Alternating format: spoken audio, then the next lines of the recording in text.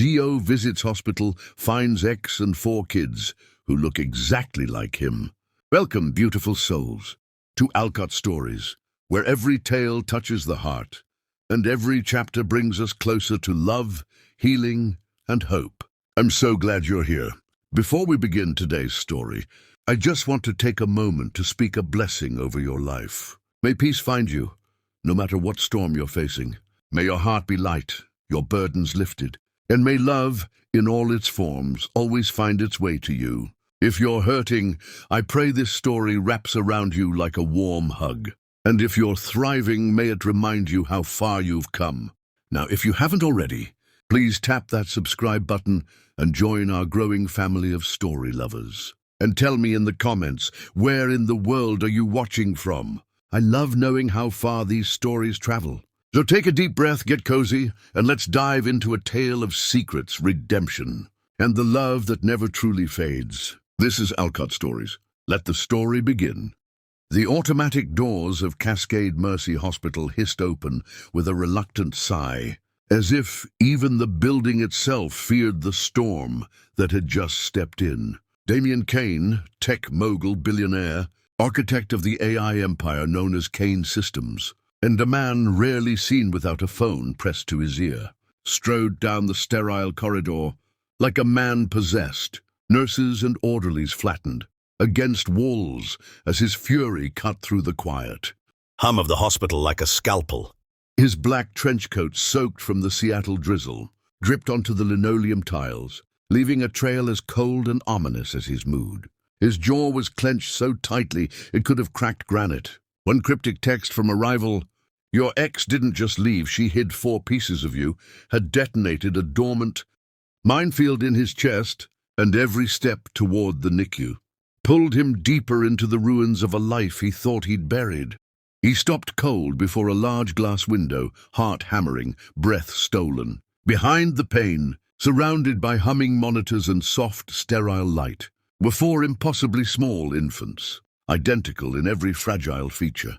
But it was their eyes that arrested him. Those unmistakable grey eyes, his eyes. All 4 of them, 4. Damien's vision blurred. Was this a hallucination? A cruel prank? He pressed a trembling hand to the glass, as if that might ground him in this twisted reality.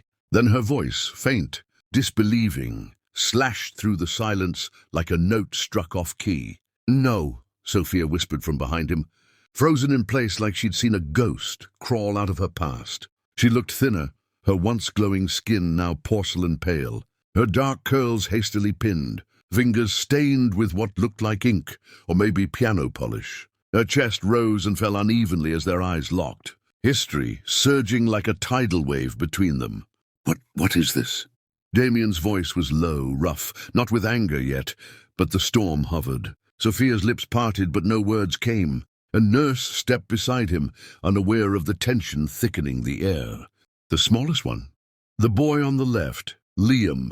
He might not make it through the week, she said gently, almost reverently, before retreating. Damien staggered back a half-step as though punched. The name hung there, Liam, a name he never got to choose, a child he never got to meet, a life he was told didn't exist. "You said you lost the baby," he rasped, voice splintering. "You sent me a message, said it was over, said you were bleeding, said it was too late." Sophia's hand curled around her coat sleeve, nails biting into skin. "I had to," she breathed, barely audible. "Had to?" The dam burst. "I grieved, Sophia. I grieved a child I thought I'd never hold. I drowned myself in work for 2 damn years because you said you lost our baby. And now I find out there were 4. His voice rose, cracked, fury and pain interwoven like a live wire. "I was trying to protect them," she said, her eyes filling. But she didn't look away. "From what? From me?" His voice dropped dangerously. "You don't get to decide that. You don't get to vanish and keep my children a secret." Her throat bobbed. "You weren't there. I missed 1 appointment. You missed everything," she snapped. My body breaking open early. The NICU alarms, the surgeries, the nights I didn't know if they'd make it." Damien's fists shook. "You didn't give me the chance." "You weren't ready," she whispered. You were chasing tech gods while I was holding broken prayers. That hit hard. His gaze fell back on the glass. Monitors beeped gently, one of them flatlining for half a second before picking up again. "Liam," he said softly. Is he mine?" Sophia's eyes overflowed now. "They're all yours." Silence descended, shattered seconds later by a buzz in Damien's pocket. He glanced down, eyes narrowing. A blocked number. He opened the message. "Walk away, or the world learns you abandoned her." His breath left in a rush. "What is this?" he asked, voice suddenly colder. Sophia blinked. "What?" He shoved the phone toward her, and her face paled. "I didn't send that," she said quickly. "But someone knows." Damien muttered, his mind spinning, connecting dots too rapidly. "Someone who wants me gone, who wants to keep this quiet." Sophia took a step forward, her voice trembling. "Damien, I didn't want it this way. I was scared. Matteo, my father," he said, but Damien held up a hand. "No, not here, not now. We're going to talk. All of it, no more lies. But first," he turned back to the glass, his gaze fixed on Liam's tiny chest, rising and falling like the tide. "Tell me what he needs, and I swear to God, I'll move heaven to give it to him." Sophia wiped her tears. "He needs time, and a miracle." Damien nodded slowly, whispering to the glass, "Then we give him both." The sharp crack of the door slamming echoed through the narrow hospital hallway, a sound more brutal than any scream, leaving Damien standing in stunned silence on the cold tile floor, his heart pounding like a war drum in his chest. Sophia's retreating figure disappeared behind the door, leaving a void heavier than any absence he had ever known. The sterile scent of antiseptic mingled with the bitter taste of betrayal on his tongue. Determined not to be shut out this time, Damien's sharp gaze caught a nurse hurriedly passing by, clipboard clutched like a shield, and without hesitation, he pressed a crisp bill into her hand, his voice low and urgent. "I need the truth, everything." The nurse hesitated, eyes flickering with unspoken caution. But under his relentless stare, she whispered the fragments of a story that shattered him further. The babies.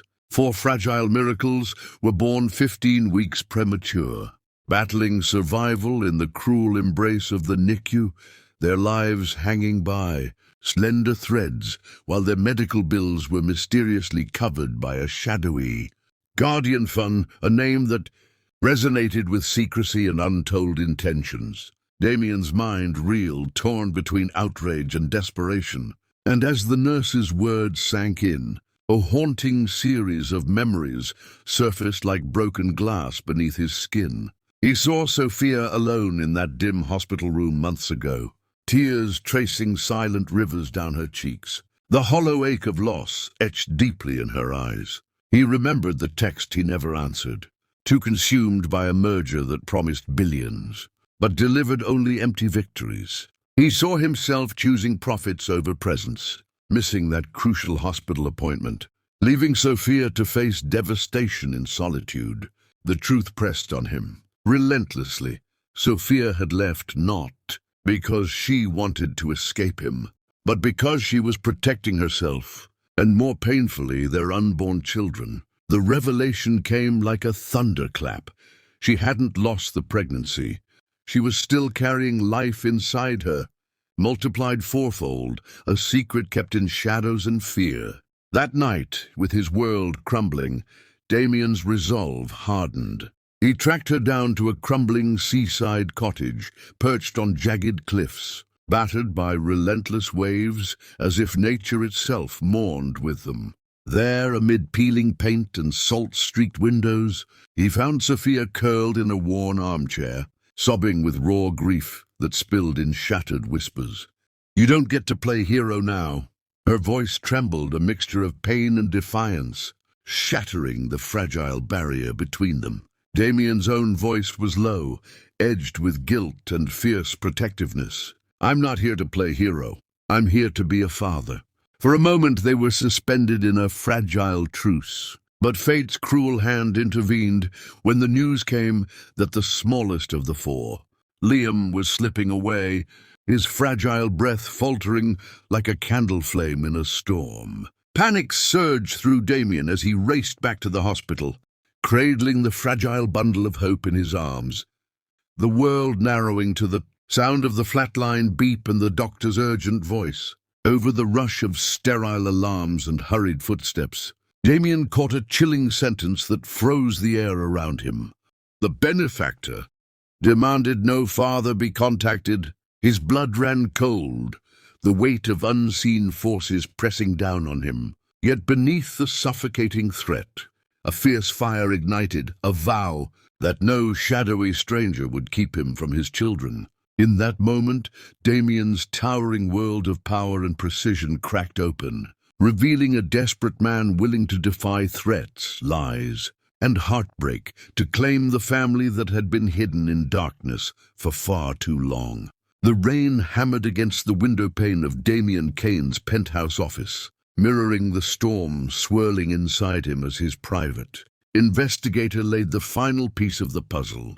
Across the sleek mahogany desk, the cold fluorescent light casting sharp shadows over damning evidence that linked the mysterious Guardian Fund to none other than Alexander Vaughan, his former partner, the man who had betrayed him years ago by stealing his groundbreaking AI design and then vanishing into the shadows of corporate warfare. Vaughan's name tasted bitter on Damien's tongue, a poison mixed with betrayal and regret. But what cut deepest was the message Vaughan had sent along with the dossier, a mocking taunt dripping with venom.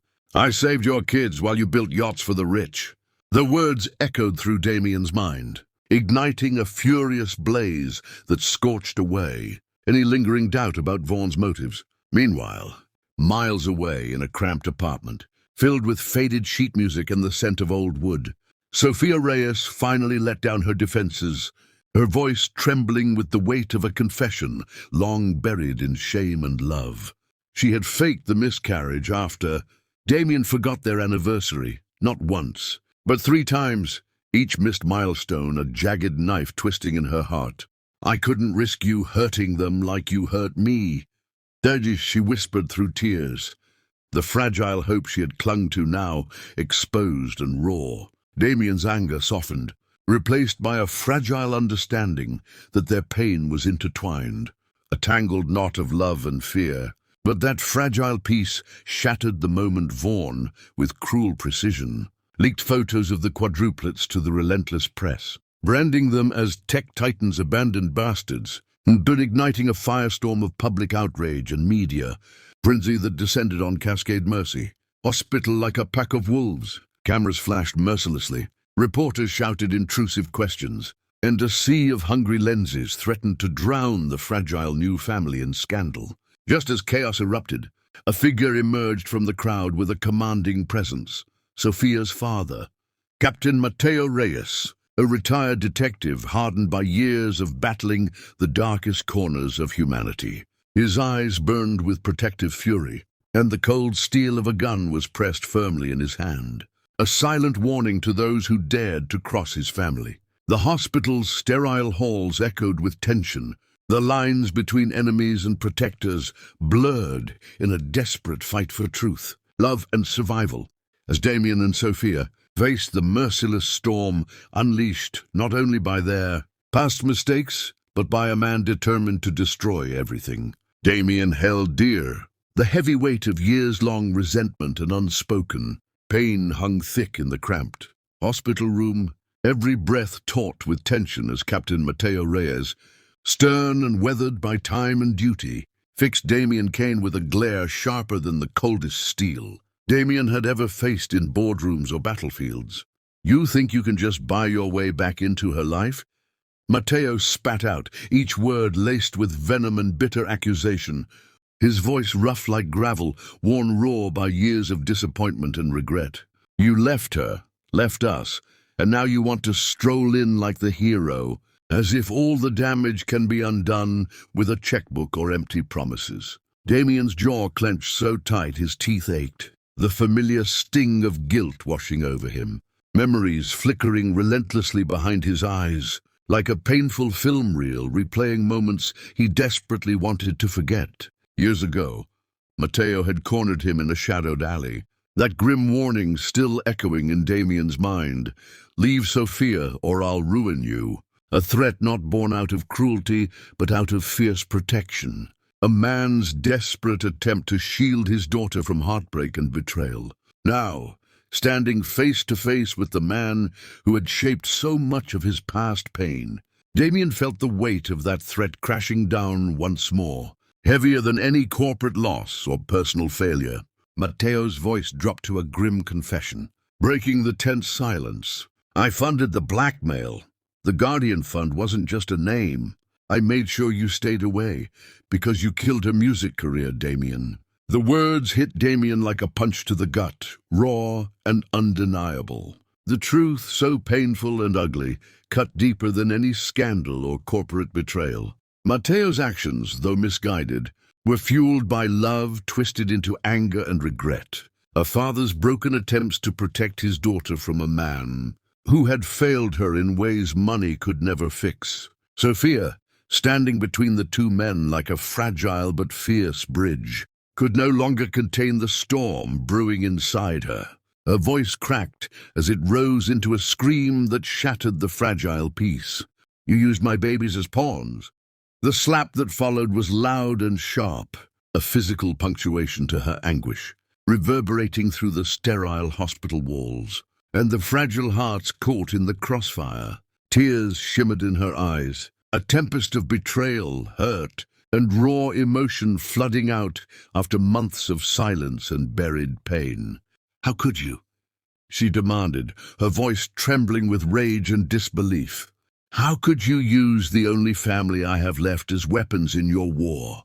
Damien watched helplessly as the chasm between father and daughter yawned wider, but beneath the storm of accusations and hurt, he recognized the manipulation of Alexander Vaughn's cruel game. The puppet strings pulling at Matteo's heart to keep him, fighting battles that weren't his own. Swallowing his pride and pain, Damien extended an olive branch, voice steady despite the turmoil raging inside. "Help me save Liam and I'll walk away forever. No more fighting, no more pain." The offer hung in the thick hospital air, fragile as glass, but carrying the weight of a desperate hope that maybe, just maybe, the past could be forgiven for the sake of the future.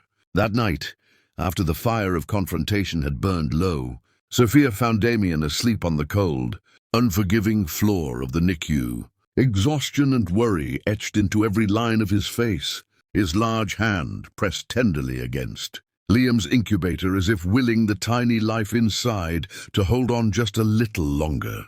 The soft hum of machines filled the quiet space, punctuated only by the distant footsteps of nurses and the gentle beep of monitors. A lullaby of hope and fear intertwined. Kneeling beside him, Sophia's voice broke the silence, a whisper fragile but laden with meaning.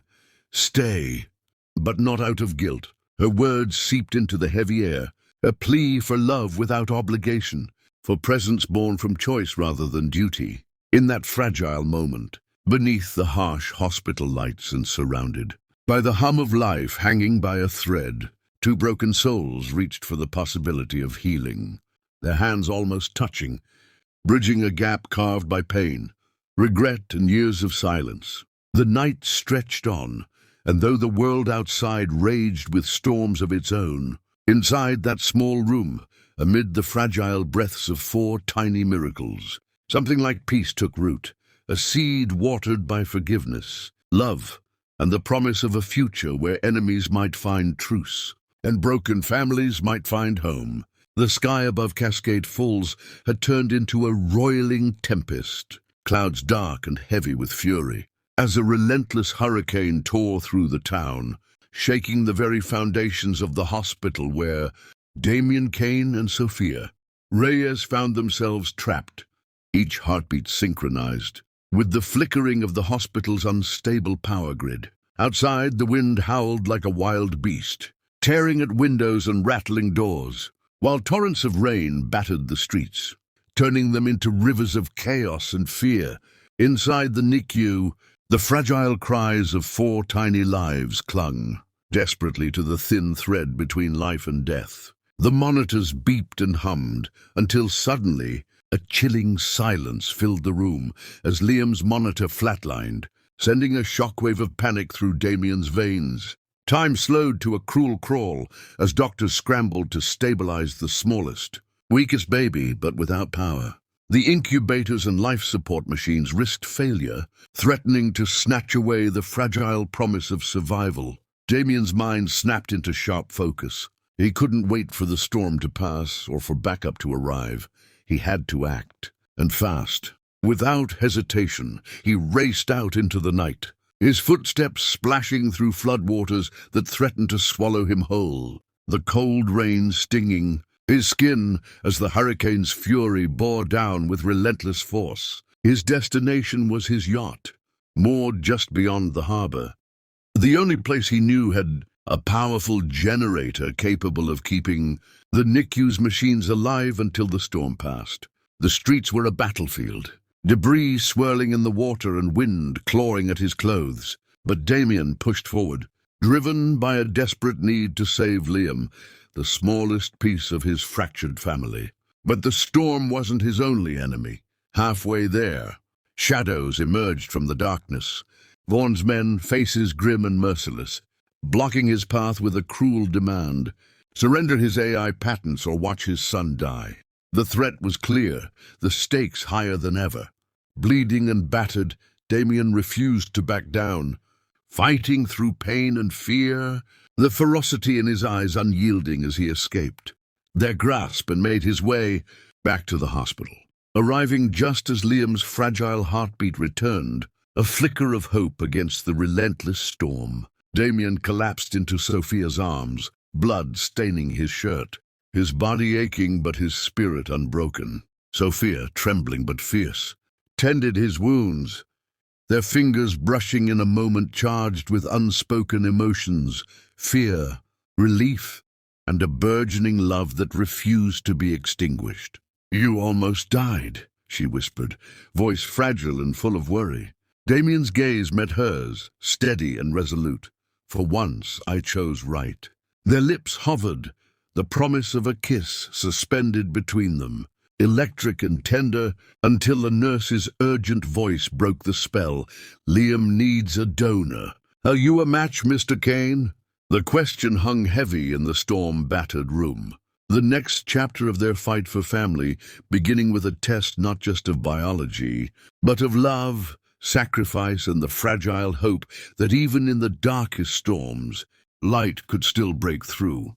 The sterile, cold walls of the hospital seemed to close in around Damien Kane as he sat in the waiting room, the weight of impending sacrifice settling heavily on his broad shoulders. The results of the DNA test had come in, an unshakable confirmation that he was Liam's only hope, the sole donor capable of saving the fragile boy's life. The truth hit him like a thunderclap. The procedure to save his son could very well cost him his own life. Every breath felt heavier, the gravity of what lay ahead, making his world constrict until all he could see was the future hanging in the balance. Sophia's trembling voice broke through the suffocating silence, her eyes wide with terror and pleading for him to reconsider. "Please, Damien," she begged, her hands clutching his as if her grip alone could hold him back. "Don't do this. Not for me, not for the babies, not for anyone." But Damien, steeled by years of mistakes and regrets, gazed into her soul and saw not just fear, but hope, a chance for redemption. With steady hands that betrayed no hesitation, he signed the consent forms, his signature a quiet declaration of love, stronger than any contract he'd ever signed in boardrooms. Before the nurses whisked him away, he pulled from his pocket a small velvet box, its soft surface a stark contrast to the harsh fluorescent lights around them. Placing it gently in Sophia's hands, he whispered, "For them and for us." Inside lay 4 delicate silver bracelets, each engraved with the phrase, "Worth every storm," a promise that no matter how fierce the tempest, their bond would endure. The lullaby Sophia had composed long ago, a haunting melody written for the baby they once thought they had lost, played softly in his mind, its notes a soothing balm against the rising tide of fear. As the surgical team prepared Liam for the transfusion, Damien lay back, heart pounding in his ears, the needle piercing his skin a painful reminder of the fragility of life and the depth of his commitment. Outside the sterile room, the cruel hands of Alexander Vaughan reached further into their lives, broadcasting the operation live, unleashing a media frenzy that branded Damien as the billionaire risking life for secret son. Social media exploded with outrage, fascination and sympathy. The world watching as a titan of industry laid everything on the line for a family he'd hidden in the shadows. Inside, the seconds stretched into an eternity as monitors beeped steadily, then suddenly flatlined. For 37 torturous seconds, Damien's life hung by a thread as the medical team fought desperately to revive him, time suspended in a breathless void of hope and despair. When his eyes finally fluttered open, the first sight was Sophia's tear-streaked face, the warmth of her presence grounding him back to life. She leaned close, voice barely above a whisper, laced with both exasperation and profound relief. "You stubborn, glorious fool." The words settled like a balm over his battered spirit, a testament to the fierce love that bound them through every trial. Outside the hospital, the storm of chaos continued as Mateo Reyes, fueled by a father's righteous fury and unyielding protectiveness, arrived with the weight of the law. With a fierce glare and clenched jaw, he arrested Vaughan, snarling with authority. "No one threatens my family." The moment was electric, justice colliding with vengeance. The dark shadow of Vaughan's manipulations, finally shattered by the unbreakable shield of family loyalty. In the aftermath, as the room settled into a fragile calm, Damien and Sophia sat side by side, their hands intertwined, the bracelets glinting softly in the dim light. Around them, life moved forward, fragile, uncertain, yet fiercely hopeful, as 4 tiny hearts beat steadily in the NICU, each one a testament to the power of love, sacrifice, and the courage to fight for what truly matters. In the quiet hours, beneath the watchful eyes of the machines and the soft hum of healing, Damien vowed silently to never let storms tear them apart again. For in the blood that bound them all lay the strength to weather any tempest. The sea air was crisp and briny, swirling through the wide, arched windows of the old lighthouse that now pulsed with warmth, laughter, and the scent of vanilla-frosted cupcakes. Once a symbol of isolation, the lighthouse had been transformed into a home. Walls, painted in soft hues of sky and sea, the interior flooded with sunlight. Toys scattered like joyful landmines. Balloons bobbed in the breeze from an open door. Music drifted softly through the air. And in the middle of it all were the 4 little miracles, each barely taller than the gift-wrapped boxes. They were tearing into with wild giggles. It was their first birthday, though they'd technically been alive longer. Their start carved out in sterile NICU halls and whispered prayers. Now they were sturdy, bright-eyed, and alive in a way that filled the room with a heartbeat stronger than any celebration. Sophia Reyes moved across the floor like a whisper of who she once was, only now stronger.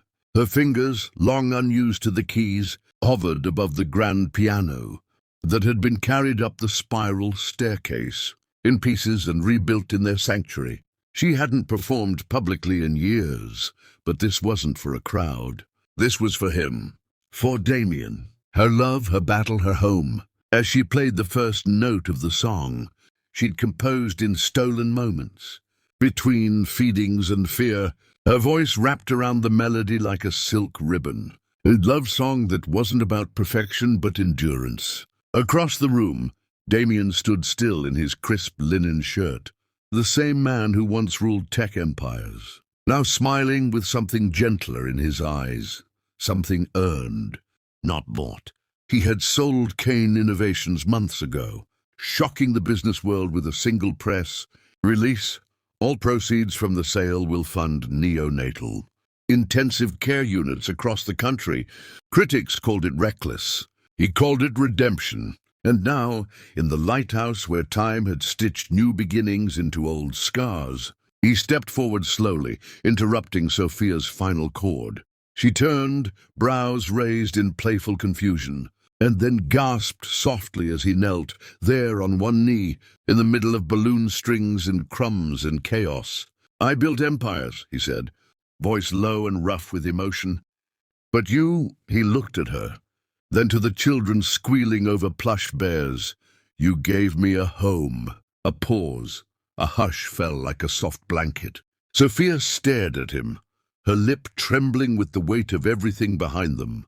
And then she nodded through tears. "Yes," she whispered, her voice breaking like dawn. The room exhaled. Their daughter, Luna, the curious one, stumbled toward them, tripping over her tiny shoes and landing with a baby giggle on the piano bench. Her little fingers smashed into the keys, accidentally striking a perfect C major chord. The sound rang out like fate, warm and bright, sparking a ripple of laughter that echoed through the lighthouse. Damien swept Luna into his arms, holding her against his chest as Sophia stood to join them. Someone snapped a photo. Later it would become iconic. But the real moment lay etched on the wall just behind the piano. A single frame note, yellowed at the edges, slightly crumpled. Sophia's handwriting scrawled across it in a shaky line, "I lost the baby."